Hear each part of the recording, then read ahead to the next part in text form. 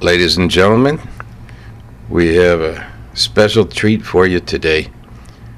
I'm here in New York City in a very quiet office with Wendy Oxenhorn, the Executive Director of Jazz Foundation of America, doing angel work for the jazz musicians here in the States and all over the world. How are you doing today, Wendy? Oh, tired, but good. Great. Well, it's great to see you. And you've been real busy lately. Tell us some of the things you've been up to. Yeah, well, we're preparing for our annual event, the Great Night in Harlem, which features over 50 legends from all over the place, people who've made their mark in the music and given us so much. And what we like to do is, for the people who support the organization, we like to give them back the gift of music from some of the very people who we've helped. That's beautiful.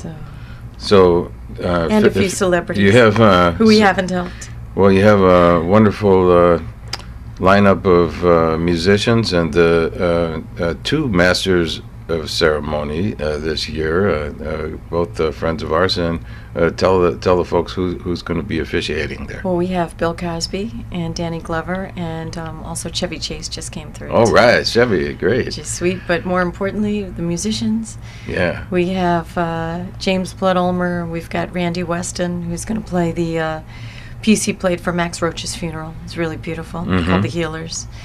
We've got Dr. Michael White, who's the last band alive to really keep the music from 1905. The original sounds of jazz. He's the one band that's keeping it going.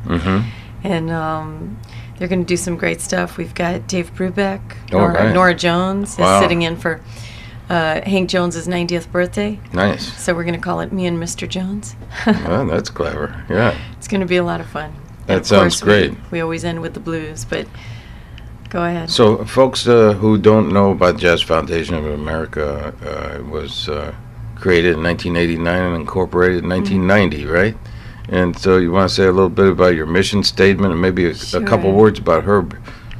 Sure. The Jazz Foundation was really started with the idea of just keeping jazz alive, and soon the board found that there were musicians that were having such a hard time just keeping themselves alive, that it was kind of hard to promote the music when there are all these wonderful older people who helped create it. Household names. And they're suffering, you know. Yeah, really. When someone gets a heart attack, they can't gig anymore. There's no savings in this business. Very few people make it to that level. Most of the people who recorded with Miles and a ton of others, Billie Holiday, we've helped people who, you know, with all these giants. Frank Sinatra had a great 73-year-old man who had gotten pneumonia. He was evicted from his apartment because he was sick for 2 months. Wow. Couldn't make his weekly small club gigs. And he ended up living out of his car. Wow, that's terrible. So, well, the good news is the Jazz Foundation of America's here. And we were able to get him to a new home. We moved him to a state where the music is a little bit happening a little more, and got him an apartment, and he hasn't called in 3 years to say he needed anything. He's been fine doing some gigs on his own. And great. That's what we like to hear. And instruments, you've been getting some support from a little bit from the instrument companies. So many musicians lost their instruments during Katrina, yeah, so that was a big issue. More importantly, besides the medical things and the housing, but without their instruments. That's important too. We gave away $250,000 worth of instruments thanks to Music and Arts and Fantastic. Yamaha and piano companies. It was wonderful. But more importantly, we have created a $1 million program that has given gigs to the musicians in New Orleans and 8 other states where they've been displaced to.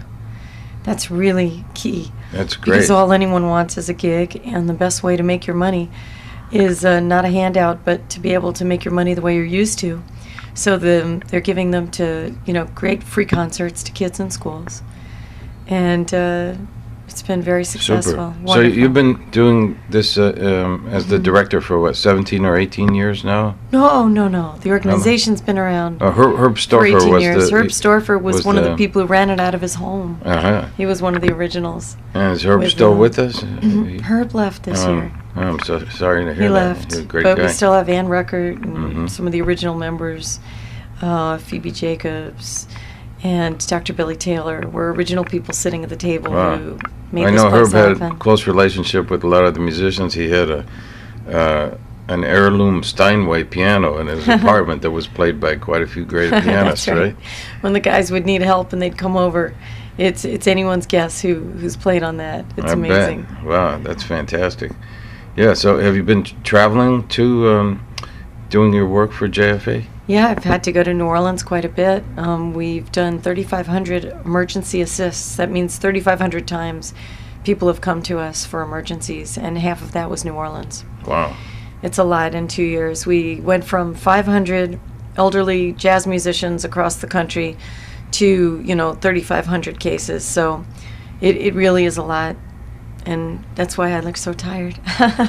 Well, you do tireless work, but you're doing angel work, and there's nothing like the feeling that you get when you are able to put something together that's going to help a musician in need who's brightened up so many people's lives with their music. Exactly, and that's what I was just going to say, that these are people that worked hard their entire lives, and it's a population of it's a kind of a charity where you're helping people who never needed help, and people who worked so hard their whole lives, and people who made us so happy. I don't know anyone, including myself, who didn't get over a devastating breakup, a divorce, a marriage without the music of these people. The blues got me through. Please, Yep. the blues saved my Music life. is our only salvation, It's true. Well, you're doing a beautiful thing, and I Thanks. want the people to be able to find out more about you and be able to contact your organization. You have a great great. website up. Yes, it's, And so the address of the website? it's www.jazzfoundation.org.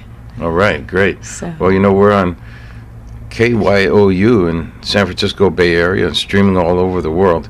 So before we get out of here, Wendy, what have you got to say to our listeners on KYOU? Well, I guess I'm supposed to say thanks for listening.